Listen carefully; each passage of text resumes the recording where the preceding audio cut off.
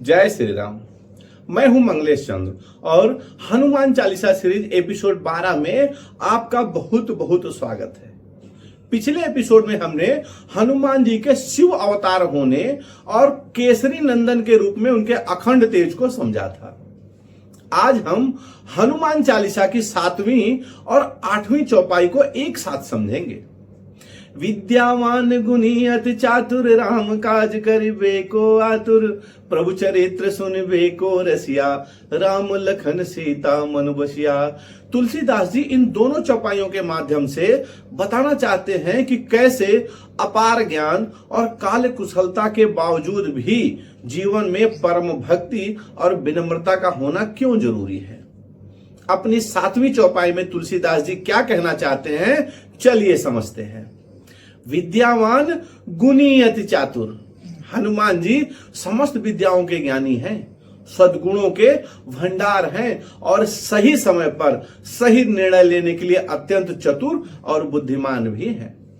राम काज करिबे को आतुर, इतने ज्ञानी होने के बावजूद जब भी प्रभु श्री राम या धर्म का कोई कार्य होता है तो वे उसे पूरा करने के लिए हमेशा सबसे आगे और तत्पर रहते हैं। यानी ज्ञान और कौशल तब तक अधूरे हैं जब तक उनका उपयोग सही और शुभ कार्यों में ना हो। अब तुलसीदास जी अपनी 8वीं चौपाई में क्या कहना चाहते हैं उसे समझते हैं। प्रभु चरित्र सुनिबे को रसिया, हनुमान जी को भगवान श्री राम की कथा और उनके चरित्र को सुनने का अद्भुत आनंद और रस मिलता है। जब भी श्री राम की कथा होती है हनुमान जी सूक्ष्म रूप से वहां मौजूद होते हैं। राम लखन सीता मन बसिया, उनकी इसी निष्काम भक्ति के कारण प्रभु श्री राम, माता सीता और लक्ष्मण जी हमेशा उनके हृदय में वास करते हैं और हनुमान जी उन सबके हृदय में बसते हैं। यानी जो इंसान ज्ञान प्राप्त करने के बाद भी विनम्र रहता है और ईश्वर की भक्ति में लीन रहता है वही वास्तव में ईश्वर का प्रिय बनता है।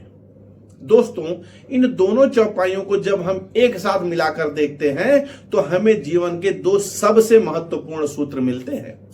पहला है ज्ञान के साथ भक्ति और विनम्रता। केवल डिग्रियां या ज्ञान होना काफी नहीं है। अगर जीवन में सुनना और रामचरित जैसे उच्च विचारों का रस नहीं है तो ज्ञान अहंकार बन जाता है। दूसरा, काम के प्रति समर्पण। अच्छे कार्यों के लिए हमेशा हनुमान जी की तरह तत्पर रहें, आलस्य को अपने पास भी ना भटकने दें। तो जब भी आप इन चौपाइयों का पाठ करें अपने भीतर के ज्ञान के साथ साथ राम नाम के रस को जरूर महसूस करें। अगले एपिसोड 13 में हम समझेंगे अगली चौपाइयों का अद्भुत रहस्य।